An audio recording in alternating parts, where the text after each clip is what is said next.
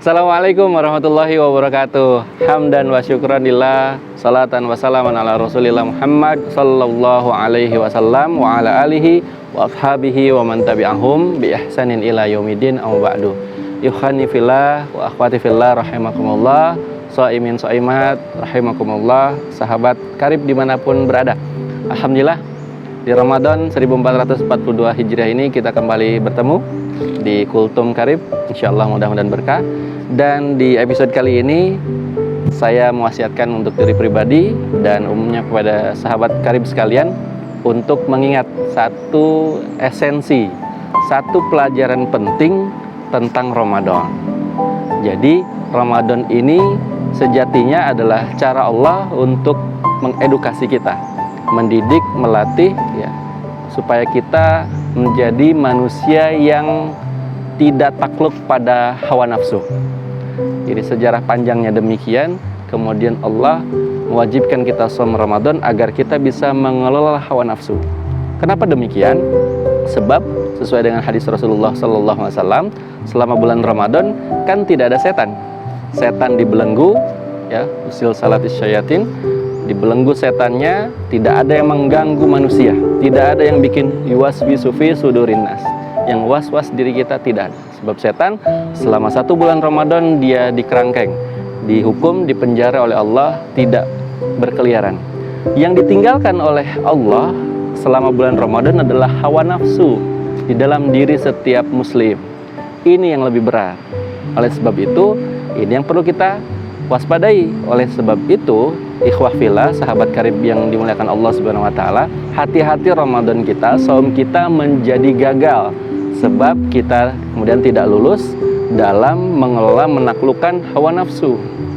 Ada 2 hal yang perlu kita waspadai terkait dengan konsumsi kita di bulan Ramadan. Jangan sampai kita menjadi konsumerisme, orang yang kemudian berlebih-lebihan ya, menjadi budaya hedon ya, terlalu luar biasa wah dalam pengeluaran sehingga kemudian kita jatuh pada 2 hal, israf wa tabdzir. Apa itu israf? Berlebih-lebihan. Yang kedua tabdzir. Apa itu tabdzir? Yaitu boros. Ya, kedua-duanya Allah membencinya. Dalam Al-Qur'an banyak sekali ayat yang mengingatkan itu. Ya, Allah sering mengingatkan kita dan sekaligus Allah tidak menyukai, ya. Innallaha la yuhibbul musrifin. Allah tidak suka yang lebay, yang berlebih-lebihan. Maka bulan Ramadan jangan sampai kita menjadi orang-orang yang berlebihan. Contohnya apa? Ya tadi, membelanjakan harta kita untuk sesuatu yang sebetulnya tidak urgen, ya, tidak dibutuhkan, bukan skala prioritas. Kalau kita mau sahur ataupun buka, ya, buka puasa, buka saum, ya sekedarnya yang biasa kita makan. Jangan berlebih-lebihan. Ya, sebab Allah tidak menyukai yang berlebih-lebihan.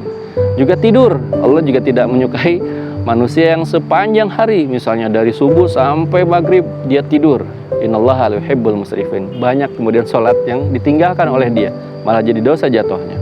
Apalagi dia berlebih-lebihan dalam hiburan, nonton film, YouTube, mendengarkan musik. Nah, ini juga secukupnya saja.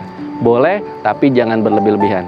Supaya kita tidak dapat hisab nanti yang berat, imbangi dengan ibadah yang lebih baik. Syukur-syukur malah lebih banyak ibadahnya daripada porsi hiburannya.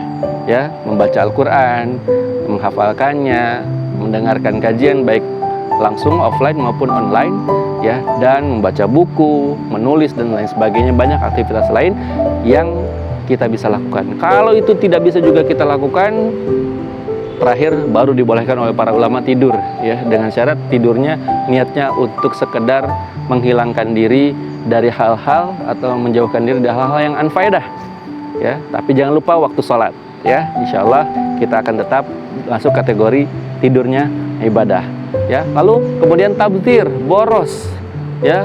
Wala tubadzir tabdzira.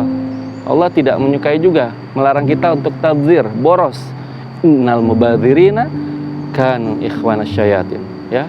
Innal mubadzirina kanu ikhwanasy syayatin, kata Allah, sesungguhnya mubadzir, orang-orang yang sering melakukan tabdzir itu saudaranya, temannya setan. Ya, serem kan ya kalau kita boros, itu kategorinya temenan, sohiban sama setan. Contoh apa kalau kita boros? Kita membelanjakan sesuatu untuk hal yang mendatangkan dosa.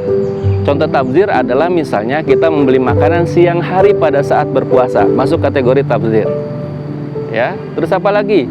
Tabdzir adalah membelanjakan sesuatu yang diharamkan, misalnya membeli minuman keras, narkoba dan lain sebagainya yang diharamkan. Ini jatuh kategori tabdzir. Atau ya, naudzubillah, kemudian kita pergunakan untuk hal-hal yang tidak baik harta kita. Maka tabdzir ini kelak akan menjadi hisab yang berat buat kita. Jadi sahabat karib yang dimuliakan Allah SWT, hati-hati dengan israf dan tabdzir tadi, berlebih-lebihan dan boros. Kalau itu sudah kita lakukan, menjaganya agar tidak jatuh pada israf dan tabdzir, insya Allah saum kita selamat. Justru lebih banyak kita arahkan keuangan kita, harta kita untuk apa? Perbanyak sedekah, infak, zakat fitrah dan zakat mal kita, serta wakaf. Dan hal-hal yang insya Allah bisa mendatangkan kebaikan dari harta yang kita miliki. Memberi makan anak yatim, kaum duafa, ya, dengan misalnya membagikan takjil pada saat buka puasa atau sahur, ya, sahur on the road-nya benar-benar yang faidah, jangan mengganggu ketentraman dan kenyamanan orang, tetap santun, beradab, membagikannya juga dengan adab, tidak prank dan lain sebagainya, seperti hal yang sudah-sudah.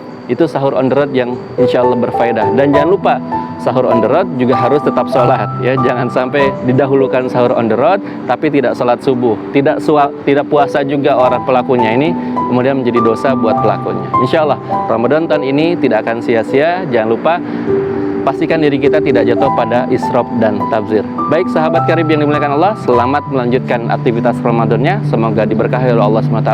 Sampai bertemu pada 10 hari terakhir di malam Lailatul Qadar. Insya Allah kita adalah orang-orang yang mendapatkan Lailatul Qadar, insya Allah. Masya Allah, tabarakallah. Assalamualaikum warahmatullahi wabarakatuh.